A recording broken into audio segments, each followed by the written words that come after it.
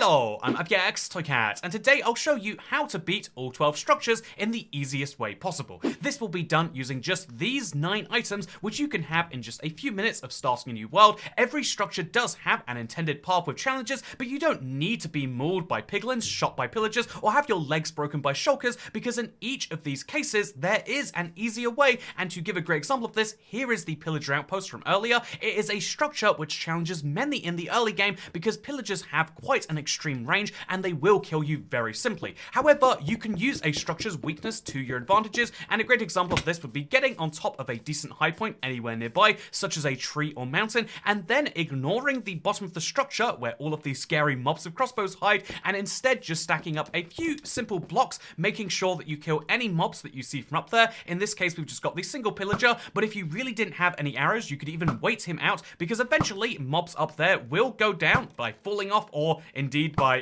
having an accident of some other form. And once you've killed the mobs up there, you can enjoy your new effect, but you can also bridge over as quickly as you can using the Bedrock place or the regular one, and then seal off the entrance, and now you are 100% safe, and the sentry armor trims and the XP bottles are yours, plus some potatoes you can bake up if you'd like to. This is incredible, but it doesn't just apply to Pillager Outposts. Every structure actually has a weakness this way, with the classic example being a desert temple. This is a structure that will go very wrong for you if you go in guns blazing, and indeed not just you, but your loot and even the loot of the structure, because do not dig down from this blue hole. You should probably know that by now. It's the very widely understood fact, and most people do understand that if you dig down instead from any other point, you'll be entirely safe. But there's only one thing you really need to know in this structure, and that's that you destroy this simple stone pressure plate, and now the trap is disarmed, and all of the loot that you could want to get, and indeed the June trims, are now officially yours, with 9 bonus TNT if you really feel like it. That's a big win if you ask me. Similarly, there are a large number of people who know about the pitfalls that you can fall into of the jungle temple, but not everyone knows some of the easiest ways to take this thing on, and so let's show you right now. First things first, there are 2 chests. There is not just the one you get at the end of all of this, which a spider will sometimes activate for you, but instead there is a lever puzzle which you can activate with the simple strategy of far away lever, the one to the right, and then close,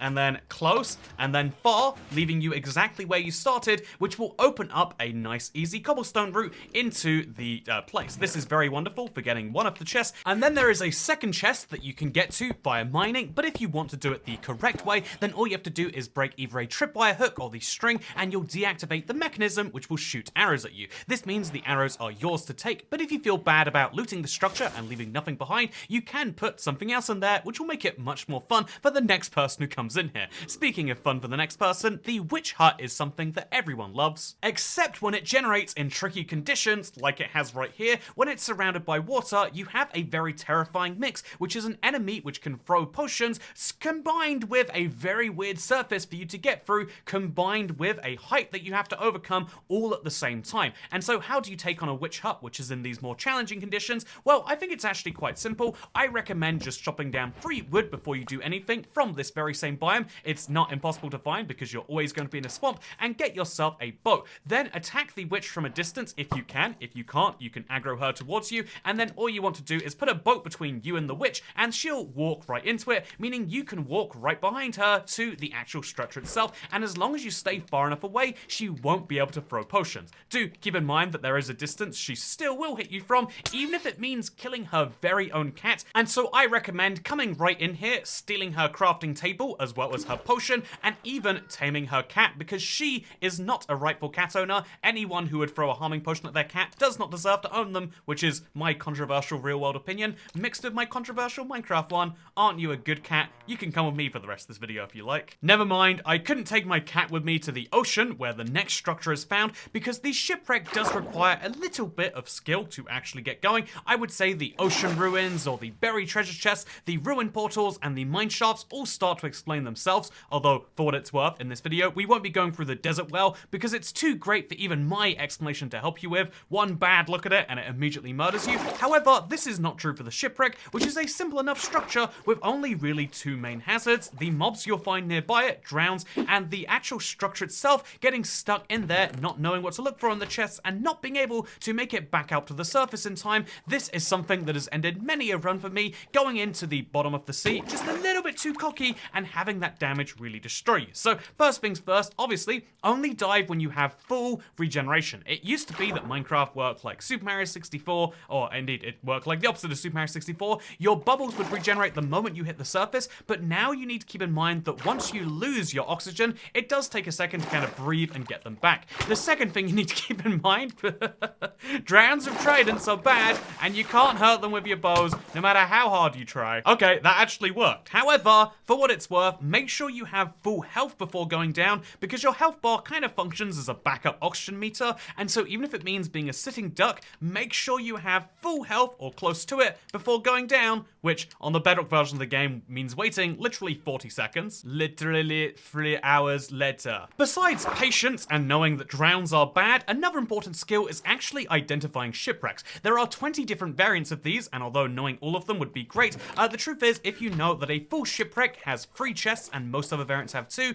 you know what to expect and you can probably get by with survivability just fine. However, if you find yourself down there and let's say that you go in looking for a chest, and while you're down there you get into a drown fight, and before you know it you've got to a point where you know you're not surfacing in time to save yourself, like right now, well, what you might want to do instead is make yourself very quickly some form of column which can stop the air getting in. This is somewhat easy to do. I feel like people who are very dexterous will get this done great. And then if you make a big air, which is surrounded on all sides by nothing else, placing a sand in there will create a piece of oxygen, which is really, really nice. Obviously, this does have an issue of having to, and there we go, we've lost our bubble column. But yeah, if you need to get around a lot of issues, creating oxygen underwater is a great way to give you that temporary gap that you need to survive, which in this case is going to get me to the surface. How very nice. When it comes to the Ocean Monument, there are 3 easy strategies that you can use, one of which is kind of a cop-out because honestly, the easiest way to deal with a structure that is mostly underwater is a water-breathing potion. You probably didn't get one of these from your witch hut. I got a poison potion, which won't really help me, but you can find these in buried treasure chests. It is a very common drop. It is 46.9% of the time, and that is a great deal, the 46.9% of the time you get it. However, I didn't want to offer this as the only way in, even though it's probably the best, and so a good alternative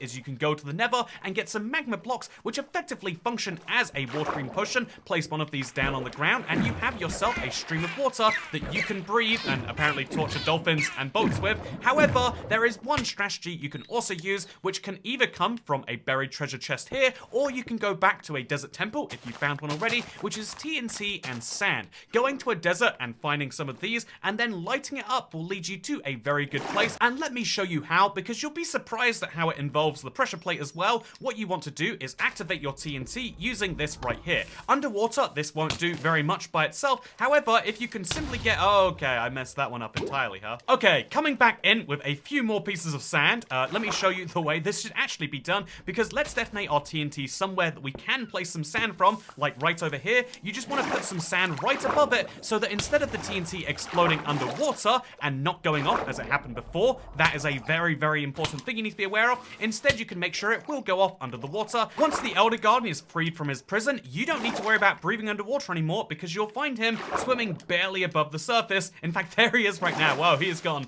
really far loose. If you do this for all 3 of the Elder Guardians, one can be found over in both of these 2 extremities, then you won't need to go in the inside anyway until you've already taken down the mining fatigue effect. The Elder Guardian might put up a decent fight and indeed has spikes, which mean that you get harmed when you attack it. However, as long as you have a wall between yourself and a guardian, you never really have to worry about that. And so if you can do this simple fight 3 times while avoiding guardians and drowns, you'll have defeated the structure and can take anything you like from it, including the gold and the sponges. Defeating a Woodland Mansion is a bit more of a nebulous task, but at least it is one which is much easier to, say that you've done, and indeed doesn't ever involve drowning, because all you need to do is take down a horde of melee mobs. However, those very same melee mobs have a lot of strength, and even if you have a shield on you, I don't know where mine went, there it is, even when you have a shield on you, you have to watch out because all of the melee mobs here will have axes, which means that you might feel strong and like you can resist any attack, but let me show you what happens when you rely on that, because your shield can only protect you from 1 axe hit before it deactivates, and you have to wait for it to recharge before using again.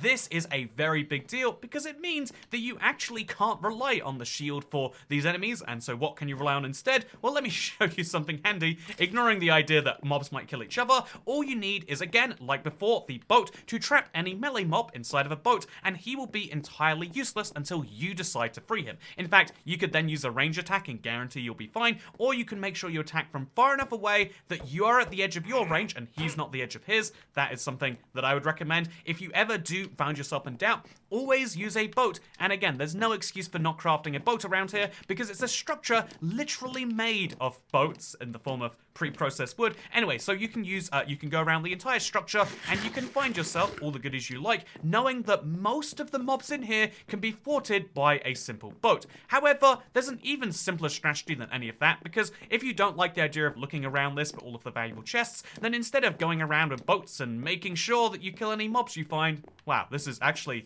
an incredibly dead mansion, huh? Have I seen 2 villagers the entire way? Wow, very, very easy times it turns out. But yeah, in case you think that even that is too much work, 2 boats is too much for you to craft. Oh, there's one over there. I'm just gonna put a boat in the doorway. Oh, and then he won't be able to get me. And indeed, I can focus on this skeleton, which was spawned in because of the darkness. Indeed, there's an enderman in there. But something you can do to skip even that is simply light the place on fire. A single piece of, flint and steel work should do it, but light a couple of fires around here and then leave, and when you come back, some fun things will have happened. In fact, what I'm gonna do is light a single fire out here at the front and then make myself a safety box because everything around me is flammable, and so you're very much gonna wanna have one of these, especially for nighttime mobs, but build yourself a little bit of a box for safety, and then from this, you can just go for lunch, or, you can enjoy the world burning if you want to, but if I just go and do precisely that right now, I could really do with a meal deal sandwich, then what will happen when I come back is, well, actually, we're gonna see together as we play the next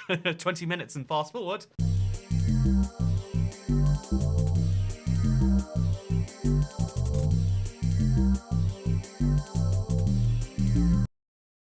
Not a lot happened. Well, to be honest with you, that is much less than I was hoping for. I think I kind of just, oh, and there was a zombie waiting for me the whole time too. Very kind of him to do that. But yeah, my strategy of burning through the place seems to have not actually worked in this case, and only led to more enemies spawning in here, which is very bad news. If you've watched my video on the secrets of these places, you'll know that every time you find one of these walls, you can mine through it to find some form of secret, or indeed, just get away to a different part of it. But in either case, yeah, this is a very easy structure to burn down if you want to, but also a very easy structure, and indeed, there are many routes to get through and up around this thing. But for the most part, if you want to oh, actually, look at that. There's a chest down here with one of the trims in it. Wow, look how incredible that is. A golden apple. I sure am eating good today. One of the reasons that burning the structure is so effective is not just that you'll sometimes get pillagers trapped in the holes, but also because chests do not burn, which means as you look around the place, you'll find these much easier. However, even if your burning strategy doesn't work, or if you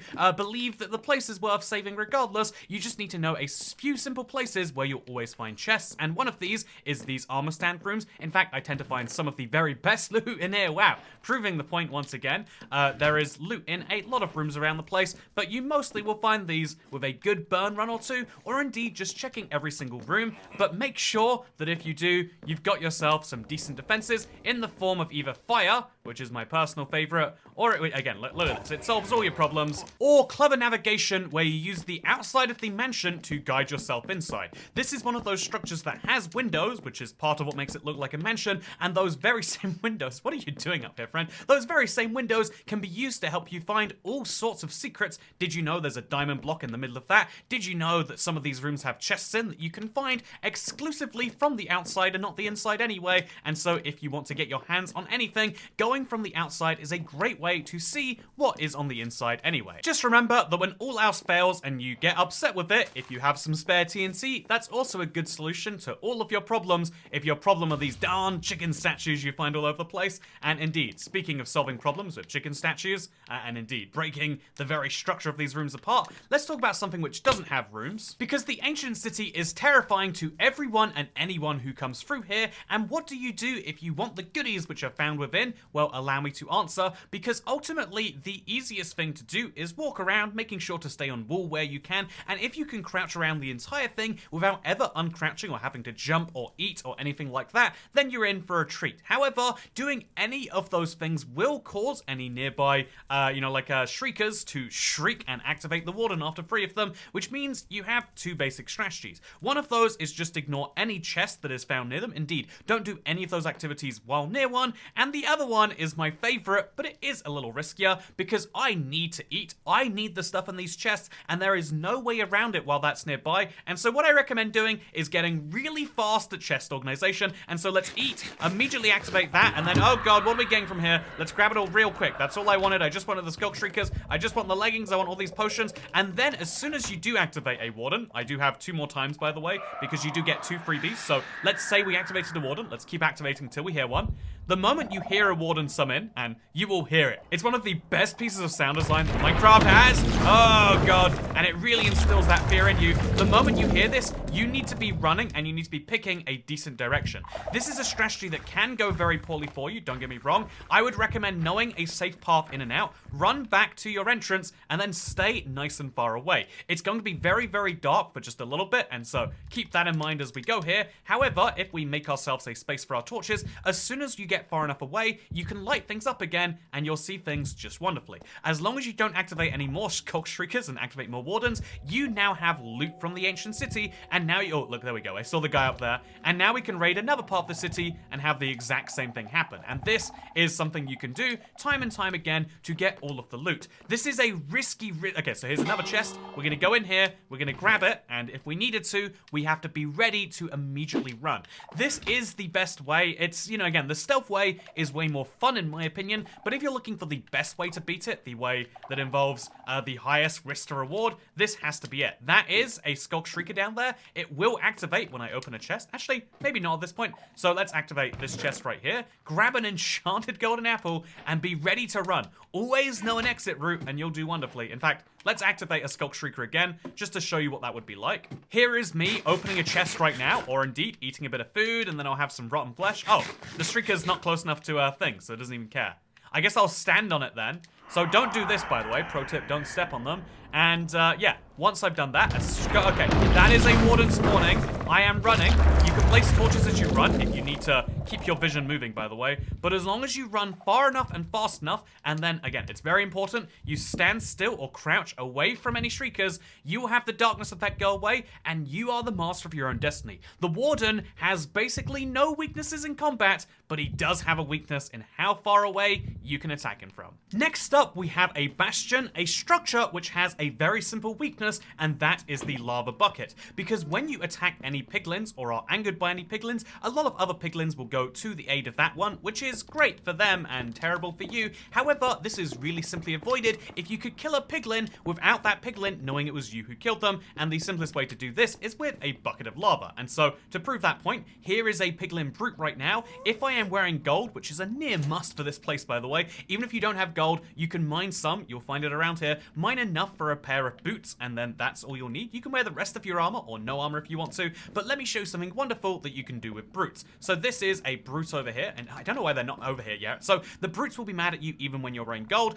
but if you attack them, other piglins will be mad. So what do? Lava bucket. However, I'll assume for the purposes of this, you don't have this fairly easy to get, medium game item. Just, I don't know how you get to the Nether without one of these, but if you don't have one, and you really want to know what to do about the piglin brutes, they will attack through shields. It is a bad thing. You do need them dead. So what do I recommend instead? Well, I think it's quite simple. Attack the piglin brutes from a distance. This is something you can do with basically any mob in the game. Attack these mobs from real far away. Try and knock them into lava. And indeed, just accept that you're going to anger a lot of piglins. And then once you are fairly sure that all of the piglin brutes are dead, then you can come back in later and all of the piglins will have forgotten your crimes. They very much are like Skyrim NPCs in that way. You know, you pay your bounty and the bounty is leaving and coming back. And and then you come back into this, and everything will be fine. So I'm walking around, I'm in this warp forest right now, I've had a very good time, I've eaten some food, made sure I've got my health back to full, and now we'll go back to the Bastion. Oh, actually, there's another piglin brute over here, a couple of them we have to kill. Make sure you kill every single piglin brute you can get your hands on, and then, because they will never respawn, the structure is clear and good to go forever. I really don't recommend engaging these guys in combat because they do some of the worst damage in the game, no matter what difficulty you're on, and also they just take a lot of hits. But do the simple thing, kill your piglin brutes, and then you can come right back into this place, which I recommend doing, also from weird angles. This is, okay, so those are piglins. They are mad at me because they heard I just killed their leader, but notice these very same piglins are going to forget about that fact if I leave and return. Oh no, okay. And now, if we are to break into the Bastion, the very same piglins who should be furious with me for the murder that I've just committed on their colleagues are going to not care about me in the slightest. That is very interesting. It never feels like it should work. It's one of those things where every time I do it, I'm like, nah, surely they're gonna remember. I killed their friends, I killed their comrades, I killed their leaders, but they forget, and once they've forgotten, you can come in here and do all the things that you'd like to.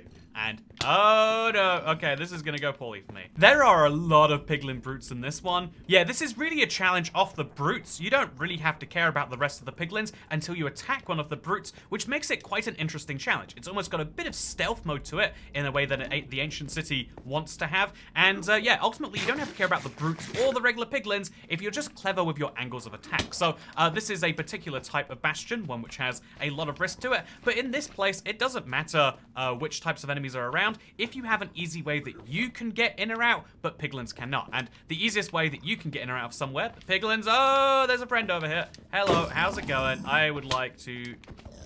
Not right now, if that's okay. Okay, that was not a good idea.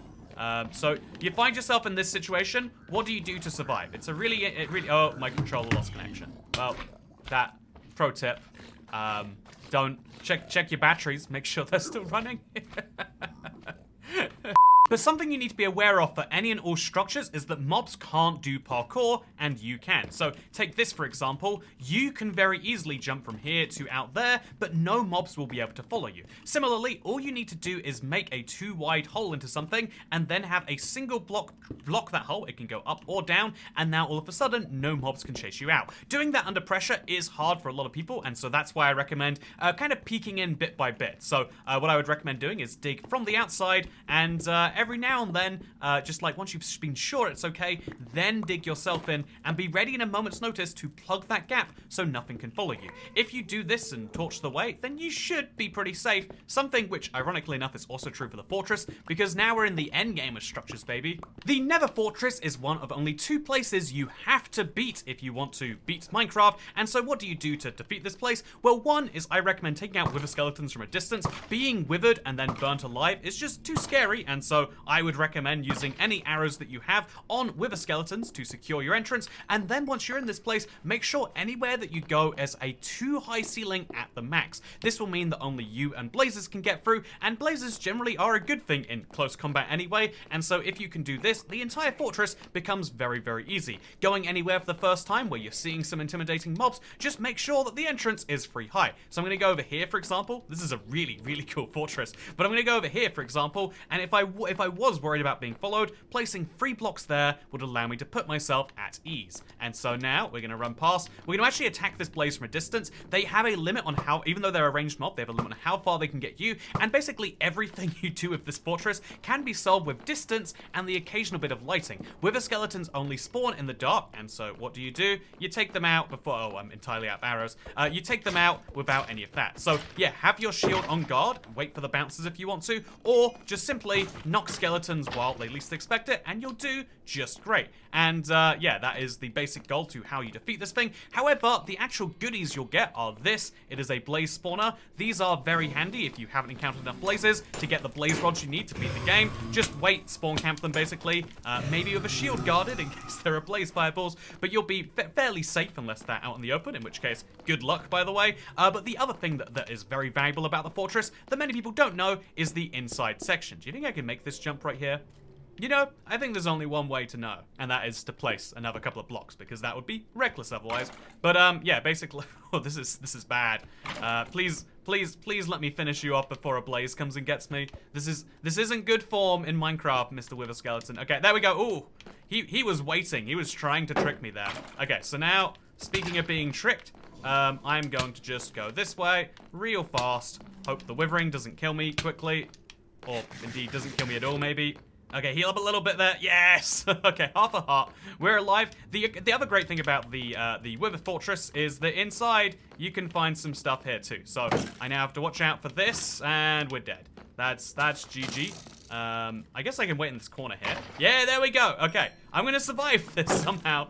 Even if you don't have enough blocks to seal yourself off, making an entrance one wide is enough to save your life. I wasn't expecting that to go so well. I was gonna restock my blocks between each of these structures, but I decided not to, and I enjoyed that result. And indeed, I've now got diamonds, which I could use for a diamond sword, but we're sticking to not using any of these prior loots, even though this enchanted golden apple or the regular ones or these potions would really make my day, because we are proving that even with no loot, you can beat a stronghold. Because the stronghold can feel like a maze at times, an unsolvable one at that. However, there is one simple rule to help you solve this thing, and that is, first of all, make sure it's not unsolvable. Sadly, it's a common bedrock bug that happens. And two is to treat it like any other maze and realize there is a start and an end point, and finding the start can be just as valuable as finding the end. The start of any stronghold, in terms of the game's generation sense, is this staircase which leads out into the rest of the generation, and from here you have to travel about 5 rooms on average to find the end portal room.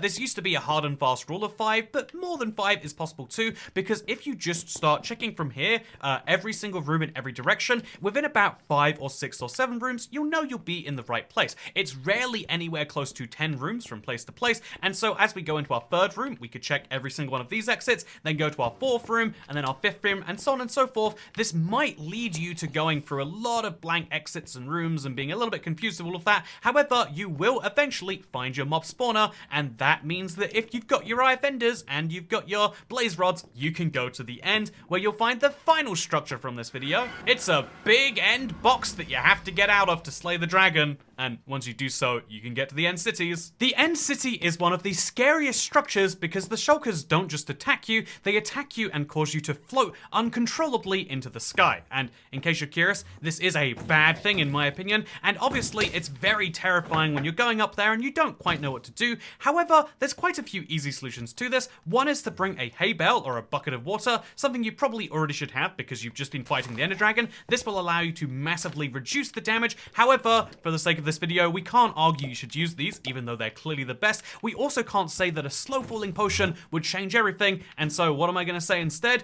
Well, here is my fun idea. Bring some chorus fruit with you. If you get attacked by any, they're literally right next door, and if you get attacked by any of these shulker beams, then all you have to do is, just as that effect starts to flash in the bottom right, is eat one of these, and you'll be teleported down to the ground to a point where you won't be hurt by anything. These chorus fruit have the fun benefit of helping you to heal, and maybe also helping you to avoid angry endermen, which, by the way, would recommend a carved pumpkin as well. But just using the things that we recommend for this, and not even including the chorus fruit, which are right next door, here is my pro tip. Bring a shield, and then use the shield to dodge the attacks themselves, and also stay inside. You can crouch on the ceiling, which is very weird when you've got this. However, if you're inside, your downside is always going to be limited, because the ceiling will only ever be so far above your head. I've got hit, it's not a big deal, because he's going to stay right there. Now, this obviously leads to a fair few obvious problems. Oh, this is a very weird one, by the way. But this obviously leads to a fair few problems, because sometimes the ceilings do go up, and in times like this, you can either kind of use this as an upside down staircase, so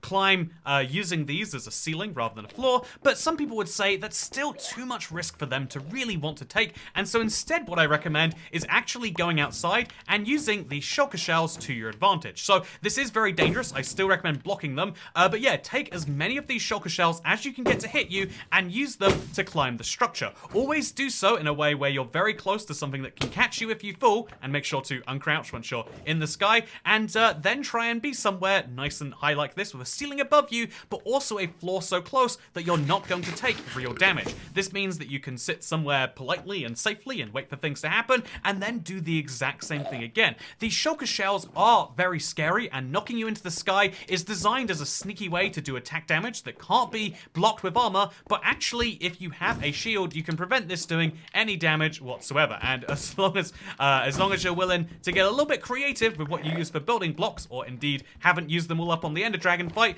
then all you have to do is jump over here, and boom, you've got access to all of the chests in this place. Again, make sure you are crouched for as long as you can be, and make sure you spend as much time as possible killing these shulkers, because they will want to kill you. Pro tip, if you kill shulkers, they can't kill you.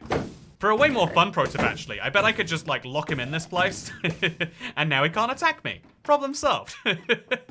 I've never done that before, but I like that as a tip for this video. You can actually just trap shulkers in one place. But yeah, try and stay with a ceiling above you, and then the full damage will never hurt you too bad. The whole structure is designed around this clever ideal, and that's something I really love about it. But yeah, you can also use it as a great place for loot, should you really want to. You just gotta make sure you get there safely. Also gotta make sure you stay well fed, because this is a place that will mess you up pretty quickly if you're not careful about that. Okay, so we're gonna start attacking all of the shulker shells, and we're gonna do this. Boom, he's dead. And also, boom, what's that? I've got a pickaxe and some boot. Okay, that's actually not very good. But yeah, going around the structure to find loot to take down the rest of the structure is also a great thing I recommend. But ultimately, the thing that will help you more than any of this, any of the loot you'll find around here, is one simple item that you'll find in a big floating ship nearby.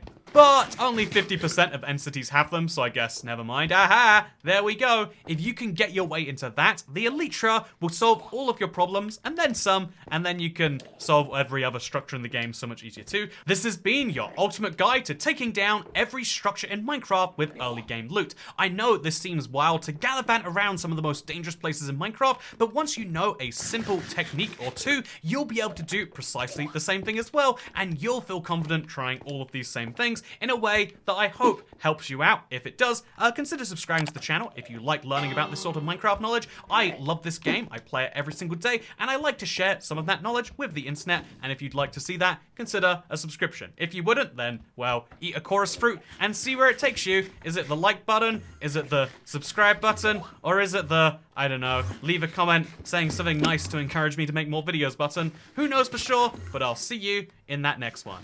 Good. Bye. Oh, same spot. Weird. Bye.